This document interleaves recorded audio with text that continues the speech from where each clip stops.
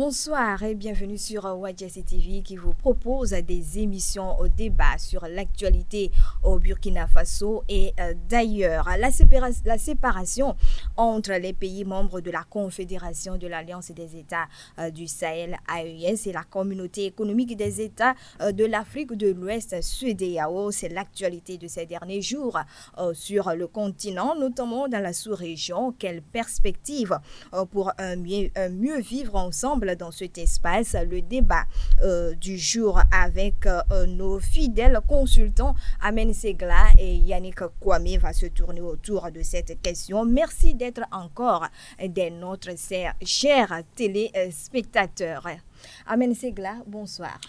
Bonsoir Marguerite et bonsoir à tous nos téléspectateurs qui nous suivent tous les soirs. Voilà, Yannick Kwame, bonsoir. Bonsoir Marguerite et bonsoir à nos très chers internautes et à nos très chers téléspectateurs. Voilà, merci. Encore quelques heures et la sortie des pays de l'AES et de la CEDEAO sera officielle et définitive. Je précise que c'est selon les textes de l'organisation ouest-africaine. Yannick Kwame, qu'est-ce qu'il faut comprendre de cette sortie des pays membres de l'AES et de la CEDEAO? Qu'est-ce qu'il faut comprendre? Alors, tout d'abord, il faut comprendre que le retrait d'un pays, d'une organisation, engendre forcément des conséquences pour les deux parties, et pour l'organisation et pour le pays. Et l'organisation perd un peu de son influence, et de ses ressources, et de sa capacité à atteindre certains objectifs. Quand on prend l'exemple des pays de l'AES qui sont en train de quitter la CEDEAO, les pays de l'AES représentent une part vraiment importante en termes de contribution financière. Ça, c'est dans. Également, les pays de l'AES constituent un espace vraiment vaste, un marché vaste qui bénéficie beaucoup aux pays qui sont membres de la CEDEAO. Et ça, c'est un marché qui est en train de s'en aller comme ça. Et en plus de ça, il faut savoir que le retrait de ces pays-là va occasionner un petit chamboulement au niveau de l'organisation. C'est-à-dire qu'il y a des pays au sein de la CEDEAO qui vont vouloir forcément s'aligner sur les principes de la CEDEAO. Non, de la CEDEAO. De la CEDEAO, okay. Je parle des pays membres qui sont au sein de la CEDEAO déjà. Ouais. Il y en a qui vont rester fidèles aux principes de la CEDEAO, ils vont suivre la CEDEAO dans ses délires. Et il y en a d'autres qui vont commencer par s'ouvrir les yeux, se poser des questions. L'organisation à laquelle j'appartiens, est-ce que c'est une organisation qui en vaut toujours la peine? Et est-ce qu'il ne vaut pas mieux plutôt de s'aligner sur les idéaux des pays de l'AES? Donc tout cela va un peu secouer l'organisation, secouer la stabilité de l'organisation. Alors ça, c'est juste un exemple. Voilà. Alors, en ce qui concerne les conséquences des pays de l'AES, eux, c'est juste des financements, certains financements qu'on leur donnait, mais qu'on leur octroyait, qui va juste s'arrêter. Des financements, il y a des financements qui sont des fois alloués aux pays qui sont membres afin de les aider dans leur projet de développement. Mais avant ça, eux aussi, ils contribuaient. Tout à fait. Donc ça, là, le problème de financement, c'est un faux problème. Donc je ne pense pas que ça va beaucoup affecter les pays de l'AES. Amen Segla, aujourd'hui on parle de la séparation entre les pays membres de l'AES et la CEDEAO. Qu'est-ce qu'il faut comprendre par là? D'abord, lorsqu'on parle du retrait, d'abord géographiquement, vous allez voir que la carte même de la CEDEAO va changer. Vous allez voir, les pays d'Interland vont disparaître, il va rester seulement les pays côtiers. Voilà. Ça, c'est un. Maintenant, sur le plan organisationnel et structurel, vous allez voir que quand vous prenez les pays membres de la CEDEAO même avait des organes qu'elle a placés dans beaucoup de pays. Pour ce qui concerne l'AES aujourd'hui, ces organes-là vont disparaître. Ça va de soi. Ces organes-là vont disparaître. Et même au niveau organisationnel même de la CEDEAO, vous allez voir les responsabilités attribuées à ces trois pays-là, ils vont les arracher. Maintenant, ils vont s'organiser même au niveau de la CEDEAO pour voir et ce qu'il y a lieu de faire. Ça leur engage. Maintenant, Et Yannick a parlé de quelque chose tout à l'heure concernant le financement. En fait, pour ce qui concerne le financement, la CEDEAO n'est pas un champ de cacao quelque part où ils cueillent pour vendre sur le marché pour financer. C'est parce que tous les pays cotisent pour mener certaines actions. Parce que quand vous voyez, par exemple, la route corridor Abidjan-Lagos, qui a quitté Abidjan jusqu'à Lagos, mais c'est les pays membres qui ont cotisé pour faire la route là. C'est vrai, on a aussi les financements. Et d'ailleurs, il y a d'autres partenaires qui ont aidé, mais ce n'est pas la CEDEAO, n'a pas de l'argent en tant que tel pour financer les pays, non. La CEDEAO finance certains projets par la cotisation faite par les pays membres. Donc, c'est ce qu'il y a à préciser là-dessus. Maintenant, pour revenir au niveau de l'AES en ce qui concerne l'impact, c'est vrai, quand les 3 pays ont décidé de se retirer de la CEDEAO, c'est une décision mûrement réfléchie.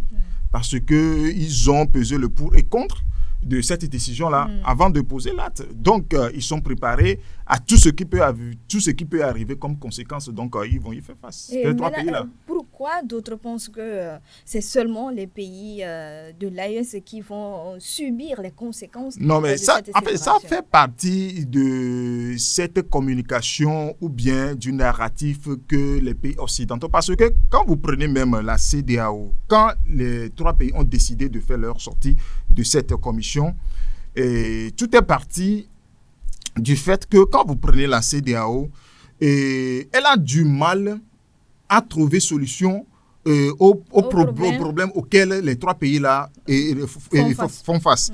Alors, du moment où tu n'arrivais pas à trouver... Nous sommes dans une corporation, nous sommes dans une commission, mais toi qui as la CEDEAO en tant qu'entité qui englobe tout le monde, au lieu de trouver la solution qui est aujourd'hui la lutte contre le terrorisme, la CEDEAO ne fait rien, et elle a croisé les bras pour les regarder faire, jusqu'à ce que les pays-là sont au point de s'étouffer par rapport à ça. Mais lorsque les militaires ont dit de prendre leurs responsabilités pour corriger un temps ça pour les choses, la CEDEAO a bondi les torses pour dire que ça ne peut pas passer parce que les membres de son syndicat ont vu leur régime déchu.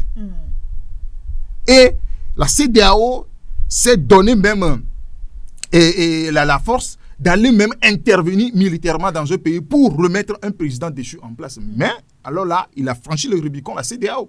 Elle a franchi le Rubicon. Donc, ces pays ont dit, si l'en est ainsi, nous nous retirons de cette organisation. C'est parce que si tu veux intervenir au Niger, c'est au nom de la CEDEAO. Du moment où nous ne faisons plus partie de cette CEDEAO-là, il n'y aura plus d'intervention militaire. Voilà. Et ce narratif qui consiste à faire croire que les pays de l'AES ont plus à perdre, c'est faux. Et monsieur Omar Touré, le président de la commission de la CEDEAO, récemment dans sa sortie dans laquelle il confirmait le retrait du Mali de la CEDEAO, il a encore précisé, il s'est attelé à rappeler les conséquences du retrait de ces pays-là de la CEDEAO. Oui. Il a dit, sans parler il a précisé que c'est un marché commun de plus de 400 millions qui est en train de se fermer comme ça pour le Mali, mais pour les pays de l'AES. Et il a encore précisé que c'est plus de 500 millions de dollars de financement qui est en train d'être annulé comme ça. Mais j'ai vu ça, j'ai dit, mais ce gars, il ne comprend pas ce qui se passe. Il fait semblant de comprendre ce qui se passe, mais on ne peut pas parler des milliards de dollars que ces pays-là engrangent chaque semaine avec les ressources dont ils disposent. Et on ne peut pas parler des partenariats, des alliances que ces pays sont en train de nouer. Ahmed vient de parler de quelque chose. La décision de quitter la CEDEAO est une décision qui a été mûrement réfléchie. Ces pays de l'AES ont sauvegardé ils ont sécurisé leurs arrières. Donc, ils ne peuvent pas... On ne peut pas dire que les pays de l'AES ont beaucoup à perdre. Ils n'ont rien à perdre en quittant la CEDEAO. En fait, si les 3 pays ont décidé de sortir et de se retirer de la CEDEAO, mais c'est un acte que ces 3 pays-là assument. Est-ce que la CEDEAO, ne serait-ce que l'entité, parce qu'il faut qu'on fasse...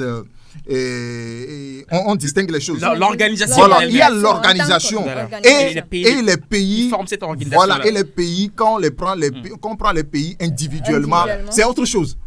Quand on prend l'organisation, est-ce que la CEDEAO s'est préparée vraiment à tout ce qui va arriver après le retrait de ces 3 pays-là? Moi, je ne pense pas. C'est pourquoi vous allez voir aujourd'hui, chaque pays va essayer de négocier de façon. lorsque les négociations ne vont pas arriver au niveau de l'entité de la CEDEAO, maintenant, chaque pays va prendre sa responsabilité pour aller négocier individuellement avec l'AES. Voilà, Amen Segla a abordé la question que je voulais te poser. Il t'a fait la passe décisive. Voilà. Est-ce qu'on peut penser, on peut envisager une collaboration entre ces deux organisations en tant qu'entité, hein? Est-ce que c'est possible? Une collaboration, moi je ne pense pas, du moins pas tout de suite, parce que si les pays de l'AES ont décidé de quitter la CEDEAO, c'est parce qu'ils sont en désaccord avec les principes de la CEDEAO. La CEDEAO qu'on a aujourd'hui n'est plus la CEDEAO des pairs. C'est devenu un instrument que les impérialistes utilisent pour asservir nos pays. Et c'est parce que ces pays-là sont... il y a beaucoup de divergences qui opposent les pays de l'AES aux pays de la CEDEAO, notamment les questions de la souveraineté et de l'indépendance, de la vraie indépendance par exemple. Donc je vois mal les pays de l'AES, ou bien le Mali, le Burkina Faso ou le Mali, collaborer ou bien avoir des partenariats directs avec ces pays-là, en fait, avec l'instance décisionnelle de la CEDEAO, par exemple, dans le cadre de la lutte contre le terrorisme. C'est impossible. Mais sur certaines questions, ça peut être possible. Sur certaines questions, notamment la question liée à la sécurité et à la lutte contre le terrorisme. Mais ce n'est pas probable. Ce n'est pas probable. Pourquoi ce n'est pas probable? Parce que, prenons le Bénin par exemple. C'est impossible de collaborer avec le Bénin parce que le Bénin est toujours en train de collaborer avec la France. Or, le Bénin, les pays de l'AES sont contre cela. Vous ne pouvez pas prétendre collaborer avec vos ennemis. Ouais. Si aujourd'hui le Bénin, ou bien si aujourd'hui la CEDEAO décide de rompre, bien, décide d'être moins indépendante, d'être plutôt beaucoup plus souveraine, ben, les pays de l'AES vont collaborer avec la CEDEAO. Et de l'autre côté, je ne pense pas aussi que la CEDEAO va vouloir collaborer avec l'AES. Hein? Je ne pense pas parce que je ne pense pas parce que déjà il en va de son ego. Amel vient de le dire qu'elle a bombé le torse quand ces pays-là ont commencé par assumer leur souveraineté. Déjà, son ego va prendre un coup. Si la CEDEAO collabore aujourd'hui avec les pays de l'AES, cela va inciter les autres pays à suivre l'exemple de l'AES. Donc, c'est la CEDEAO qui est en train de s'engouffrer de plus en plus. Mais heureusement que les pays de l'AES, eux, ils sont ouverts. Ils sont ouverts à toute collaboration. Le 14 décembre dernier, ils ont dit qu'ils accueillent n'importe quel pays, notamment ceux de la CEDEAO, à venir s'installer sur son territoire et faire des affaires dans son pays, dans la limite des lois et des conditions qui régissent l'espace de l'AES. Donc déjà, on peut voir aussi certains pays qui commencent par s'ouvrir, par se rapprocher de l'AES. Donc une collaboration avec l'instance décisionnelle, avec l'organisation même de la CEDEAO, c'est impossible. Mais des coopérations bilatérales avec d'autres pays de la CEDEAO, oui, je crois que c'est possible. Voilà, Amen Segla, Yannick Kwame pense que c'est impossible de coopérer, que l'AES coopère avec l'organisation. Moi, je voulais parler plutôt des États membres et de la CEDEAO agonisante. Parce que la CEDEAO tend vers son apogée, c'est-à-dire le déclin est proche. Donc, quand vous prenez l'entité... vers son déclin plutôt. Voilà son déclin en fait. Aujourd'hui, quand vous prenez l'entité CEDEAO même, c'est phagocyté. C'est-à-dire là, on ne peut rien faire. Parce que tout ce qui va arriver comme décision viendra d'ailleurs. Et les pays, tout ce qui... En fait, le ministre des Affaires étrangères malien, dimanche à Ouaga, il en a fait cas. Que même entre eux, pays de la CEDEAO, on joue à cette gaminerie pour voir qui peut pisser loin. C'est-à-dire, il y a certaines personnes qui sont, certains chefs d'État, quand ils viennent, ils se croient le plus puissant de la sous-région, et puis quand ils viennent, ils imposent leurs décisions aux autres. Qu'aujourd'hui, tout ça là doit cesser. C'est-à-dire, ça n'existe pas dans l'AES en fait. Tout ça là fait partie des raisons pour lesquelles ces trois pays-là ont décidé de se retirer de cette commission-là. Donc, pour revenir à ta question, est-ce possible d'envisager une collaboration entre l'AES et les organisations? Aujourd'hui, l'AES a laissé ses portes ouvertes aux pays membres de la CEDEAO. Maintenant, on attend de voir si la CEDEAO va faire pareil. Parce que quoi? Je l'ai dit l'autre fois ici, quand vous prenez tous les pays côtiers de la CEDEAO, eux tous, ils comptent sur les pays de l'AES, avant même que ces 3 pays ne fassent leur retrait. C'est-à-dire en matière de commerce, en matière économique et tout ça là. Eux tous, ils comptent sur ces 3 pays-là. Donc ça a été une surprise pour tout le monde que ces pays-là ont vraiment tenu parole de se retirer définitivement de la CEDEAO. Maintenant, comment faire pour que... C'est vrai, il y a certaines incompréhensions sur le plan politique, stratégique et tout ça là.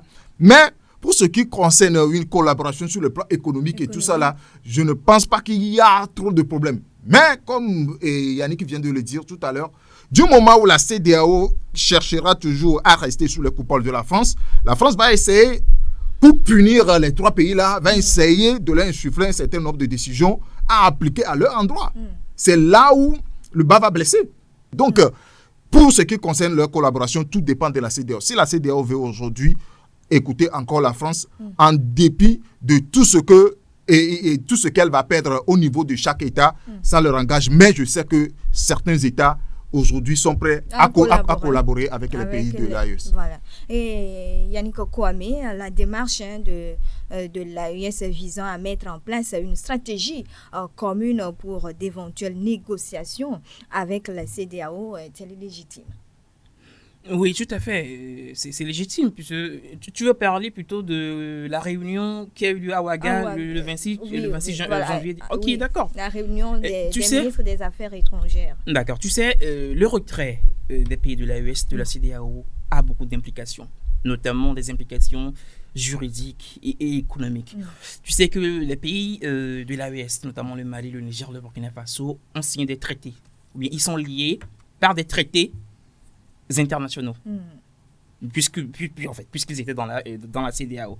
Donc, ces traités sont la plupart des traités relatifs aux politiques douanières, par exemple, aux règlements financiers et tout. Donc, il va falloir rompre avec ces traités-là de façon à ce que ça ne soit pas difficile pour chacune des 2 parties. Et également, par rapport au côté économique, vous le savez très bien que l'économie de ces 3 pays-là sont connectés avec celle des pays de la CEDEAO. Il y a certains pays qui sont ouverts, qui ont montré l'ouverture par rapport à la collaboration avec ces pays, notamment le Ghana, notamment le Togo et d'autres pays, tandis que d'autres sont plutôt hostiles. Je vais parler là de la Côte d'Ivoire et du Sénégal, pour en citer que ceux-là. Donc il va falloir définir les politiques à adopter, les voies et moyens pour collaborer avec tel pays ou ne pas collaborer avec tel autre pays. Donc, alors, bientôt, je le précise, bientôt, il y aura des négociations. La CEDEAO va appeler ses experts.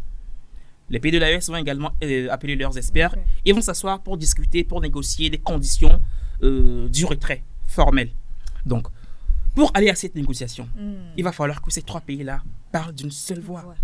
Il va falloir qu'ils mettent en place une stratégie de sorte qu'il n'y ait pas, des démarches isolées. Et ces démarches isolées pourraient affaiblir la position de ces 3 pays-là lors de la négociation.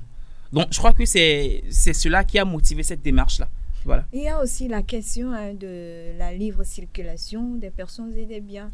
Justement, la libre circulation des personnes et des biens. Aujourd'hui, je viens de le dire, les pays de l'AES ont dit clairement qu'ils sont ouverts à ce que tous les autres pays, tous pays africains notamment, ceux de la CEDEAO, puissent venir sur le territoire, y s'installer ou bien y faire leurs activités tout en respectant les lois et les conditions qui régissent cela. Voilà. Est-ce que la CEDEAO, elle a encore dit... Est-ce que la CEDEAO montre déjà une ouverture dans ce sens?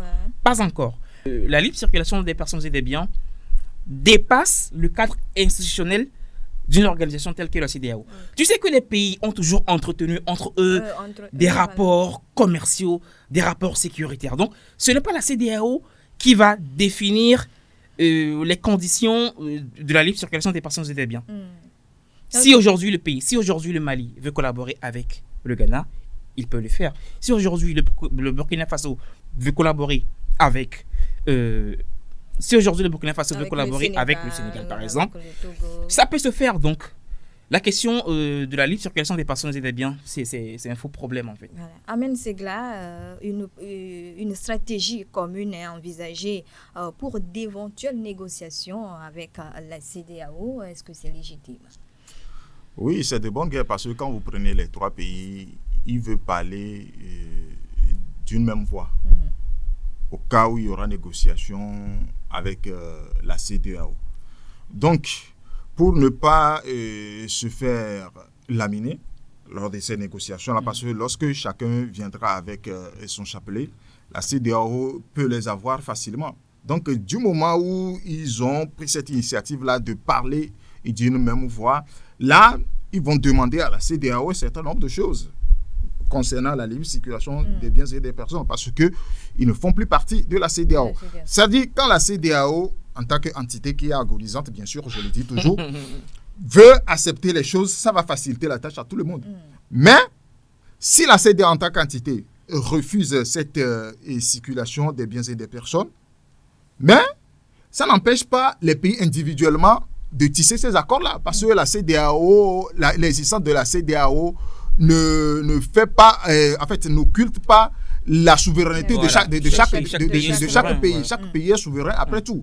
Et je prends pour exemple, lorsqu'il s'est agi de ratifier le protocole d'accord de la CEDEAO en 1980, il y a certains pays qui ont refusé, d'autres ont ratifié. Mais d'autres pays ont refusé. Donc, chaque pays, quand bien même ces pays-là font partie de cette commission, leur autonomie reste intacte. Donc, il peut arriver que la CEDEAO peut décider quelque chose, mais les États membres, un État peut dire non, moi, ça ne m'engage pas.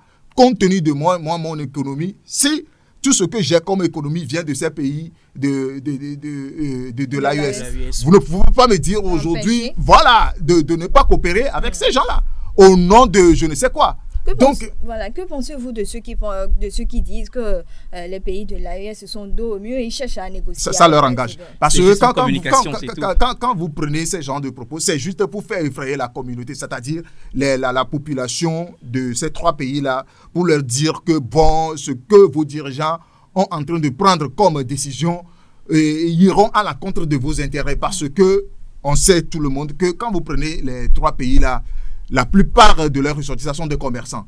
Et vous allez voir leur commerce, c'est dans les pays côtiers en fait. Donc, ils sont en train d'effrayer leurs ressortissants. Sinon, en dehors de ça, il n'y a rien. Une dernière question, Yannick Kwame. On a constaté un engouement des citoyens des pays membres de la CEDEAO pour la manifestation de soutien au pays ou bien de leurs dirigeants pour leurs décisions. Qu'est-ce qui explique cet engouement? Ben écoute, Marguerite, les pays de l'AES, l'AES va quitter la CEDEAO officiellement. Ce n'est plus qu'une question de quelques minutes, bien de quelques heures. Et cela marque, un renouveau. Cela marque l'entrée dans une nouvelle phase de cette lutte pour la souveraineté, pour la vraie indépendance. Et cela mérite d'être fêté. Cela a de quoi exciter les populations. Les populations ont soif de la vraie indépendance. Les populations veulent que leur pays soit souverain, soit autonome. Ces populations veulent que leur pays soit vraiment développé, soit vraiment, ne soit plus ce qu'il était. Contrôlé par les puissances occidentales, par la France notamment. Donc, c'est une manière de jubiler et d'accueillir cette bonne nouvelle que constitue le retrait de l'AES de la CEDEAO. Voilà, ça tient lieu de votre mot de fin, de la fin. Voilà, Amen Segla, qu'est-ce qui explique ce engouement du peuple? Non, c'est juste une expression populaire par rapport à leur soif de souveraineté. Parce que quand vous prenez aujourd'hui la jeunesse, ceux qui ont moins de 50 ans, c'est peut-être la première fois de voir leur pays qui ne fait plus partie de cette CEDEAO-là, qui d'une manière ou d'une autre leur a causé beaucoup de tort. Mais quand vous prenez ceux qui sont, ceux dont l'âge a dépassé déjà 50 ans, d'abord, ils ont vu la naissance de la CEDEAO avec tout ce qui a été fait comme promesse et aujourd'hui à voir l'état actuel maintenant et c'est vraiment triste. Donc tout ce monde-là ensemble veut célébrer aujourd'hui la sortie de leur pays, de cette corporation qui ne valent même plus la peine. Voilà, merci à vous pour votre disponibilité. Merci. Voilà qui met fin à cette édition spéciale sur Wadjesse TV. Restez toujours des nôtres.